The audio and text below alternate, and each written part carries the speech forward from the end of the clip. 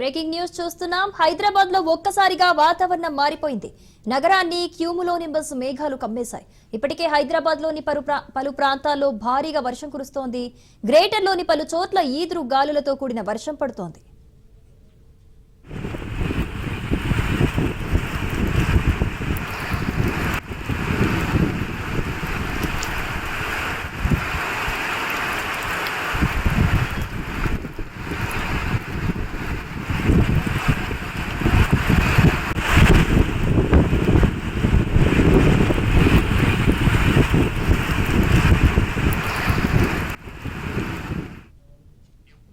హైదరాబాద్ లో ఒక్కసారిగా వాతావరణం మారిపోయింది. నగరాన్ని క్యూములోనింబస్ మేఘాలు కమ్మేశాయి. ఇప్పటికే హైదరాబాద్ లోని పలు ప్రాంతాల్లో భారీగా వర్షం కురుస్తోంది. గ్రేటర్ లోని పలు చోట్ల ఈదురు గాలులతో కూడిన వర్షం పడుతోంది.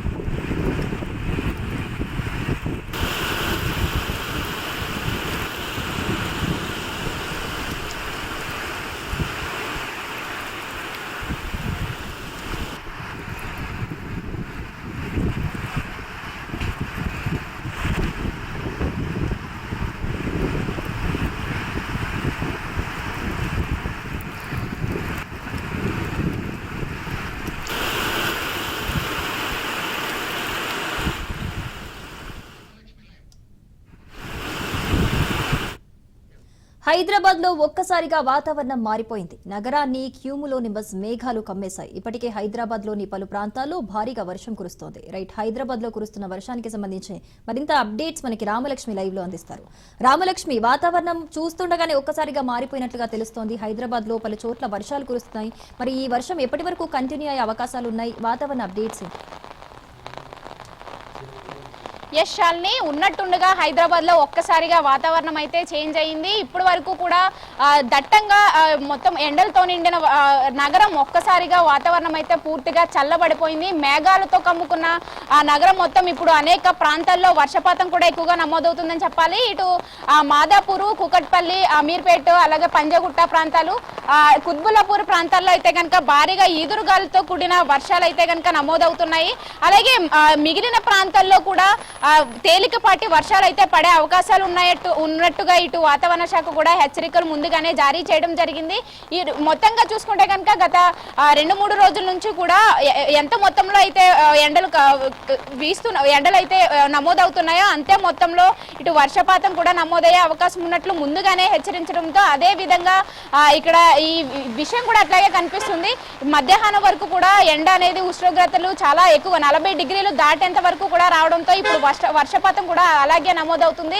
ఇక్కడ ముఖ్యంగా గమనిస్తే కనుక ఈదురుగాలు అనేవి చాలా ఎక్కువగా వీస్తున్నాయి. ఎక్కడికక్కడ ఇప్పుడు ఈ వర్షాలు ఈదురుగాలు ఎక్కువగా ఉండడంతో ఆ నగరంలో ట్రాఫిక్ కూడా ఎక్కడికక్కడ అలా నిలిచిపోయిందని చెప్పాలి.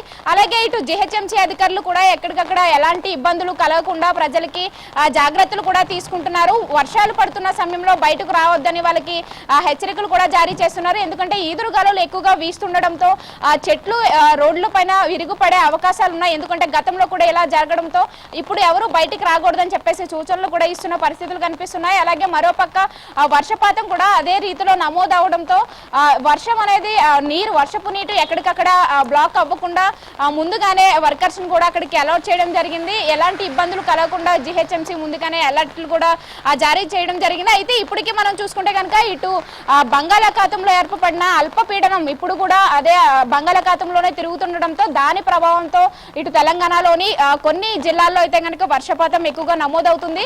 అలాగే ఇటు వాతావరణ శాఖ కూడా ముందుగా హెచ్చరికలు కూడా జారీ చేయడం జరిగింది. ఇటు సంగారెడ్డి, వికారాబాద్ జిల్లాల్లో అయితే కనుక ఆరెంజ్ అలర్ట్ ముందుగానే జారీ చేసింది. ఆ ప్రాంతాల్లో ఎక్కువగా వర్షాలు, ఉరుములు, ఇటు ఈదురుగాలతో కూడా పడే అవకాశాలు ఎక్కువగా ఉన్నట్లుగా చెప్పడం జరిగింది. అలాగే మరికొన్ని ప్రాంతాలైన కామారెడ్డి, నల్గొండ, అలాగే నాగర్ కర్నూలు, మేడ్చల్, నిజామాబాద్ జిల్లాల్లో ఎల్లో అలర్ట్ అయితే జారీ చేశారు. ఈ ప్రాంతాల్లో అంత క్లిష్టమైన వర్షాలు పడకపోయినా కానీ తేలికపాటి వర్షాలు అయితే నమోదయ్యే అవకాశాలు అయితే ఎక్కువగా ఉన్నట్లు చెప్తున్నారు. ఇటు వీటి ప్రభావం ఇటు హైదరాబాద్ పైన కూడా పడుతూ వస్తుంది. ఎవ్రీడే కూడా అంటే రాబోయే 2-3 రోజులు ఇలాగే ఉండబోతుంది. ఫ్లక్చువేషన్స్ ఎట్లా అంటే మార్నింగ్ నుంచి మధ్యాహ్నం వరకు ఎంత మొత్తంలో ఉష్ణోగ్రతలు నమోదవుతున్నాయో అంతే రీతిలో ఈవినింగ్ టైంలో వర్షాలు, ఈదురుగాలులు కూడా వచ్చే అవకాశాలు ఉన్నట్లు ముందుగానే హెచ్చరించడంతో అదే రీతిలో ఇప్పుడు కూడా నమోదవుతున్నాయి. రాబోయే 2 రోజులు కూడా పరిస్థితి ఇలాగే కనిపించే అవకాశం అయితే కనిపిస్తుంది. Right Ramalakshmi, thanks for the updates. 26/11 Mumbai దాడుల కీలక సూత్రధారి లష్కర్-ఏ-తోయిబా ఉగ్రవాది తహవూర్ రానా భారత్కు చేరుకున్నాడు. అమెరికా నుంచి వచ్చిన రానాను తీసుకువచ్చిన ప్రత్యేక విమానం ఢిల్లీ ఎయిర్పోర్ట్లో ల్యాండ్ అయింది. దీంతో దేశ రాజధాని రీజియన్లో హై అలర్ట్ ప్రకటించారు. ఢిల్లీలో అడుగుపెట్టిన వెంటనే తహవూర్ రానాను ఎన్ఐఏ అధికారికంగా అరెస్టు చేసింది. అనంతరం ఎన్ఐఏ కోర్టుకు తరలించనున్నారు. అక్కడే ఎన్ఐఏ న్యాయమూర్తి 2008 ముంబై ఉగ్రదాడి కేసు విచారించనున్నారు. విచారణ అనంతరం ముందు నుంచి ప్రచారం జరుగుతున్నట్టు తీహార్ జైలుకు తరలిస్తారా లేదంటే మరోచోట ప్రత్యేక సెల్ను ఏర్పాటు చేస్తారా అన్నది తెలియాల్సి ఉంది.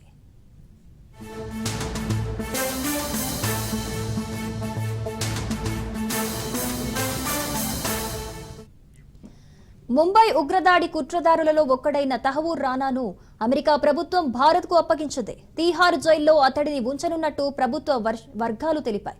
ఢిల్లీలోని ప్రత్యేక ఎన్ఐఏ కోర్టులో తహవూర్ విచారణను ఎదుర్కొంటాడని వారు చెప్పారు. ప్రత్యేక విమానంలో భారత్కు తీసుకొచ్చారు.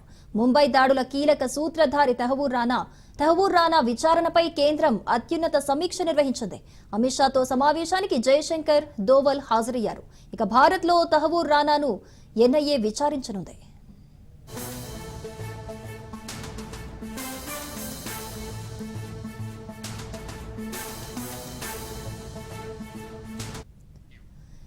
ఇటీవల రానా లాస్ ఏంజల్స్ జైల్లో శిక్ష అనుభవించాడు. అతన్ని తమకు అప్పగించాలని భారత్ కొంతకాలంగా అమెరికాను కోరింది. భారత ప్రభుత్వం చేసిన విజ్ఞప్తికి అమెరికా గతంలోనే సానుకూలంగా స్పందించింది.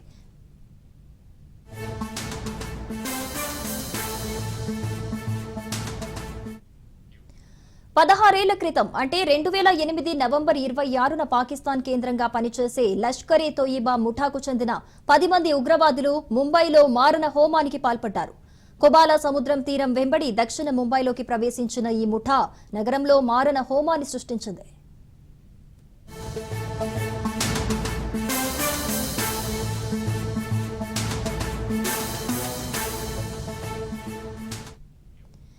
Chhatrapati Shivaji terminus, Oberoi Trident, Taj hotel, Leopold cafe, Mumbai చాదాబ్ house, Nariman house, Cama hospital తదితర ప్రాంతాల్లో దాడులకు పాల్పడ్డారు. 18 మంది భద్రతా సిబ్బంది సహా 166 మందిని పొట్టన పెట్టుకున్నారు.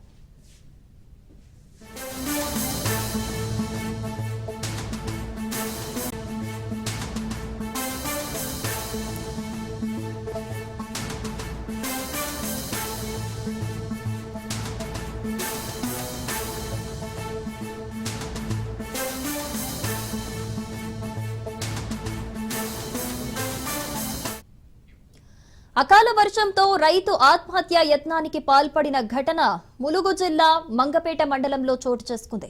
మొట్లగూడెంలో రైతు నరసింహారావు పురుగుల మందు తాగి ఆత్మహత్య యత్నానికి పాల్పడ్డాడు. అకాల వర్షంతో 22 ఎకరాల పంట దెబ్బతినగా రైతు యాలం నరసింహారావు తీవ్ర మనస్తాపానికి గురయ్యారు. దీంతో పురుగుల మందు తాగి ఆత్మహత్య యత్నానికి పాల్పడ్డాడు.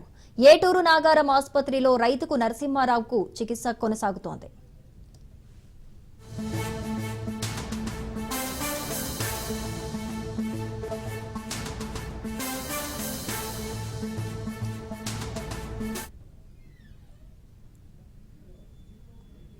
రాళ్ళు వానబడి మొత్తం రాలిపోయింది.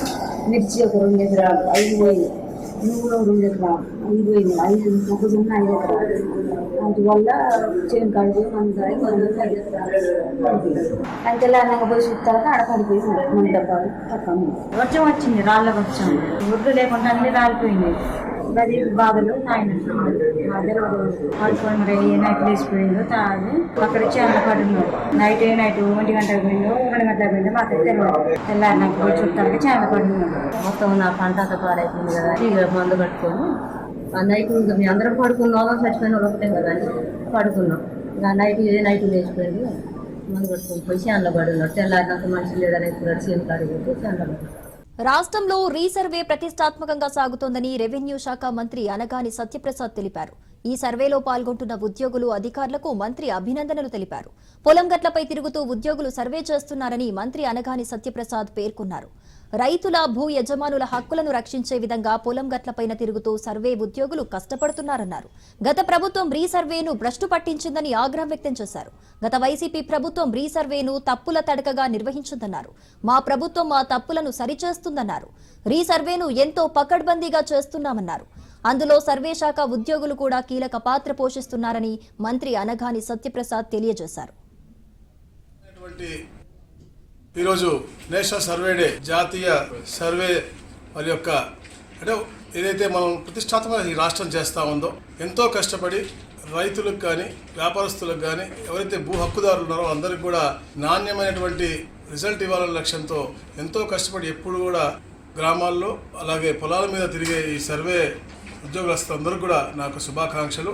తప్పకుండా ఏదైతే గతంలో రీసర్వే తప్పిదాలు జరిగినాయో ఇప్పుడు నూతనంగా ఏర్పాటు చేసినటువంటి సర్వే విధానం, విధి విధానాలను కూడా అందరితో చర్చించి ఒక మంచి వాతావరణమైనటువంటి ఆహ్లాదకరమైనటువంటి వాతావరణంలో ఈ యొక్క రీసర్వే చేస్తా ఉన్నాం. తప్పకుండా మంచి రిజల్ట్స్ పేద ప్రజలకి అలాగే ప్రభుత్వానికి కూడా మంచి పేరు వచ్చే దిశగా సర్వే డిపార్ట్మెంట్ అందరూ కూడా కలిసి తప్పకుండా పనిచేస్తామని చెప్పి తెలియజేసుకుంటూ మరొకసారి వారికి నా యొక్క శుభాకాంక్షలు. ఈరోజు కాట్పాడి మధ్య రైలు మార్గానికి కేంద్రం గ్రీన్ సిగ్నల్ ఇచ్చినట్టు చెప్పారు ఏపీ బీజేపీ రాష్ట్ర అధ్యక్షురాలు పురంధేశ్వరి.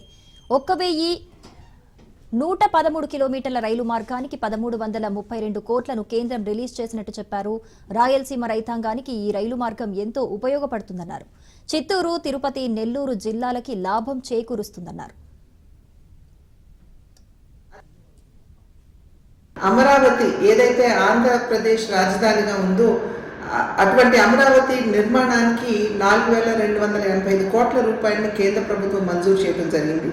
అదేవిధంగా నిన్న జరిగినటువంటి మంత్రివర్గ కేబినెట్ మీటింగ్లో తీసుకున్నటువంటి నిర్ణయం తిరుపతి మరియు కాట్పాడి మధ్యన అంటే చెన్నైలో ఉన్నటువంటి కాట్పాడి మధ్యన రైలు మార్గం ఏదైతే ఉందో దానికి 1,332 కోట్ల రూపాయలని కేంద్ర ప్రభుత్వం మంజూరు చేయడం జరిగింది. 113 కిలోమీటర్ల నిడివి కలిగినటువంటి ఈ రైలు మార్గం ఏదైతే ఉందో తిరుపతి, శ్రీకాళహస్తి, చంద్రగిరి మధ్యన రవాణా సౌకర్యాన్ని మెరుగుపరచడం మాత్రమే కాకుండా వెల్లూరు మరియు తిరుపతిలో ఉన్నటువంటి ఈ జిల్లాలో ఉన్నటువంటి వైద్య విద్య ఏదైతే ఉందో దానికి మెరుగైనటువంటి కనెక్టివిటీ అందించడం మాత్రమే కాకుండా రాయలసీమ ప్రాంతంలో ఉన్నటువంటి రైతులకి అదేవిధంగా రైతాంగానికి వారికి సహకారాన్ని అందిస్తూ ఆ ఉత్పత్తుల్ని మార్కెట్కి త్వరితగతిని చేర్చే విధంగా ఈ యొక్క రైలు మార్గం తోడ్పడుతుంది అని చెప్పి మనం అందరం కూడా ఇక్కడ గుర్తించవలసినటువంటి అంశం. అదేవిధంగా చిత్తూరు, తిరుపతి, నెల్లూరు జిల్లాల మధ్యన జనాభాకి ఈ యొక్క లాభాలకి ఈ యొక్క జిల్లాలకి మంచి లాభం చేకూర్చే విధంగా ఈ రైలు మార్గం ఉండటం మాత్రమే కాకుండా అక్కడ ఉన్నటువంటి ఏవైతే ఉన్నాయో సిమెంట్ కావచ్చు ఇతరత్ర పరిశ్రమలకు కూడా ఇది మంచి సహకారాన్ని అందించే విధంగా ఉంటుందనేటువంటి విషయం మనం గుర్తించాలి. నంద్యాల జిల్లా పాములపాడు మండలం జేరుషాలేంశాల చర్చి వద్ద ఉద్రిక్తత చోటు చేసుకుంది. చర్చికి సంబంధించిన వ్యక్తులు నేషనల్ హైవే పనులను అడ్డుకున్నారు. దీంతో పోలీసులకు చర్చికి సంబంధించిన వ్యక్తులకు మధ్య తోపులాట జరిగింది. పరిస్థితిని పోలీసులు అదుపులోకి తీసుకున్నారు.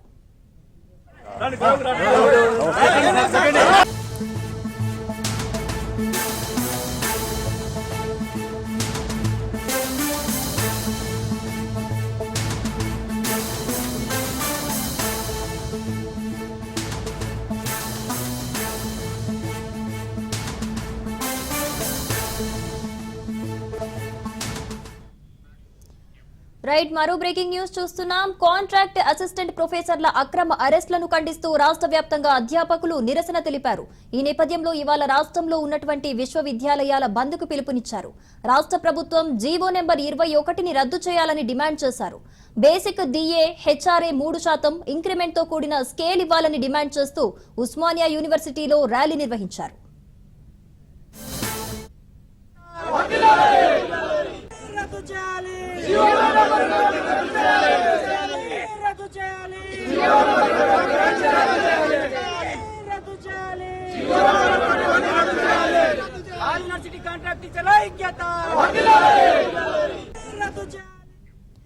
కాంట్రాక్ట్ అసిస్టెంట్ ప్రొఫెసర్ల అక్రమ అరెస్టులను ఖండిస్తూ రాష్ట్ర వ్యాప్తంగా అధ్యాపకులు నిరసన తెలిపారు. ఈ నేపథ్యంలో ఇవాళ రాష్ట్రంలో ఉన్నటువంటి విశ్వవిద్యాలయాల బంద్కు పిలుపునిచ్చారు. రాష్ట్ర ప్రభుత్వం జీవో నెంబర్ 21ని రద్దు చేయాలని డిమాండ్ చేశారు. బేసిక్ డిఏ హెచ్ఆర్ఏ 3% ఇంక్రిమెంట్తో కూడిన స్కేల్ ఇవ్వాలని డిమాండ్ చేస్తూ ఉస్మానియా యూనివర్సిటీలో ర్యాలీ నిర్వహించారు. మేము ప్రభుత్వంపై ఒత్తిడి తీసుకొస్తున్నాము, విజ్ఞప్తులు ఇచ్చాము. ప్రజాప్రతినిధులు కూడా అసెంబ్లీ సాక్షిగా మా యొక్క డిమాండ్ ప్రస్తావించడం జరిగింది. మనందరికీ తెలుసు, గతం లోపల బీఆర్ఎస్ గవర్నమెంట్ ఉన్నప్పుడు ఇప్పుడున్నటువంటి ప్రభుత్వం పెద్దలు మన శ్రీధర్ బాబు గారు కానివ్వండి, బట్టి విక్రమార్క గారు కానివ్వండి, అసెంబ్లీలో ప్రతిపక్షంలో ఉన్నప్పుడు ఎప్పుడైతే యూనివర్సిటీ కామన్ రిక్రూట్మెంట్ బోర్డు యొక్క ప్రస్తావన అసెంబ్లీలో వచ్చినప్పుడు అప్పుడు వాళ్ళు నిర్ద్వందంగా క్లియర్ గా చెప్పడం జరిగింది. ఏంటంటే ముందుగా యూనివర్సిటీలో పనిచేస్తున్న కాంట్రాక్ట్ అసిస్టెంట్ ప్రొఫెసర్లు అందరికీ రెగ్యులరైజ్ చేయండి, ఉద్యోగ భద్రత కల్పించండి, ఆ తర్వాతనే మీరు రిక్రూట్మెంట్ కు వెళ్లాలి అని చెప్పి గట్టిగా కోరడం జరిగింది. కానీ ఈ రోజు ప్రభుత్వంలో ఉన్నారు వాళ్ళ ప్రభుత్వంలో ఉన్నప్పటికీ కూడా కాంట్రాక్ట్ అసిస్టెంట్ ప్రొఫెసర్ల యొక్క ఉద్యోగ భద్రత కల్పించకుండా ఏకపక్షంగా జీవో నంబర్ 21 తీసుకొచ్చి ఇవాళ కాంట్రాక్ట్ అసిస్టెంట్ ప్రొఫెసర్లందరినీ కూడా ఆందోళన గురి చేశారు. ఒకవేళ రిక్రూట్మెంట్ జరిగితే మాకు వర్క్ లోడ్ లేదని చెప్పి రోడ్డు పాలు చేసేటటువంటి పరిస్థితి ఉంది.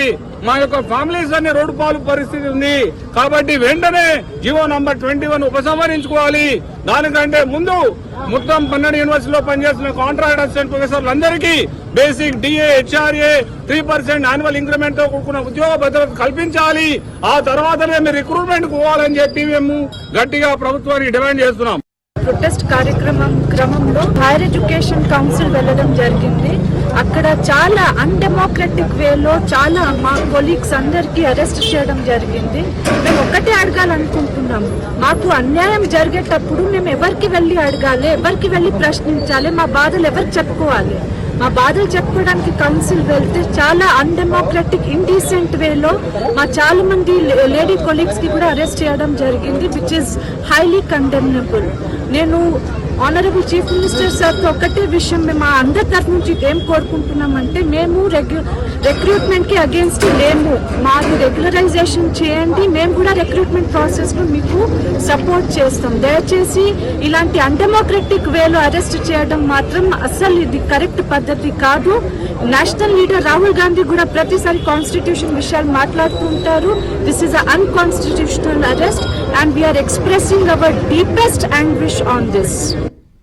12 విశ్వవిద్యాలయాల్లో పనిచేస్తున్నటువంటి కాంట్రాక్ట్ టీచర్లని రెగ్యులరైజ్ చేస్తామని చెప్పేసి కాంగ్రెస్ ప్రభుత్వము వాళ్ళ మేనిఫెస్టోలో పెట్టి మమ్మల్ని రెగ్యులరైజ్ చేస్తామని అసెంబ్లీ సాక్షిగా మాకు హామీ ఇచ్చిన దానిని ఇప్పటి వరకు నెరవేర్చలేదు అని చెప్పేసి హైయర్ ఎడ్యుకేషన్కి వెళ్ళి ఆ హైయర్ ఎడ్యుకేషన్ చైర్మన్ ని మా బాధని వెల్లడించుకుందామని వెళితే మమ్మల్ని అక్రమంగా అరెస్టులు చేసి యూనివర్సిటీ ప్రొఫెసర్లని చూడకుండా అందరినీ అరెస్టు చేసి మమ్మల్ని నిర్బంధించి ఈరోజు ఈ రాష్ట్రంలో అప్రజాస్వామిక పద్ధతిని తెరలేపినారు. యూనివర్సిటీ టీచర్లని బంధించి నిర్బంధాలకు గురి చేస్తే ఈ రాష్ట్రంలో ఎక్కడ ప్రజాస్వామ్యం ఉంటది? మీరు ఇప్పటి నుంచి ఈ ప్రభుత్వం ఇక నిర్బంధాలకు తెరలేపుతున్నామని సంకేతాలు ఇస్తున్నారా? ఈ యూనివర్సిటీలలో కొంతమంది బీసీలు సీఎం గారికి తప్పుడు సమాచారం ఇచ్చి యూనివర్సిటీలలో అశాంతిని క్రియేట్ చేసి గవర్నమెంట్ ని బదనాం చేసే పరిస్థితిని తీసుకొస్తున్నారు. దయచేసి సీఎం గారిని రిక్వెస్ట్ చేస్తున్నది ఏంటంటే, యూనివర్సిటీలలో ఉన్న కాంట్రాక్ట్ టీచర్లను మీరిచ్చిన హామీ మేరకు మీరు రెగ్యులరైజ్ చేయాలని చెప్పేసి మేము మరొకసారి మిమ్మల్ని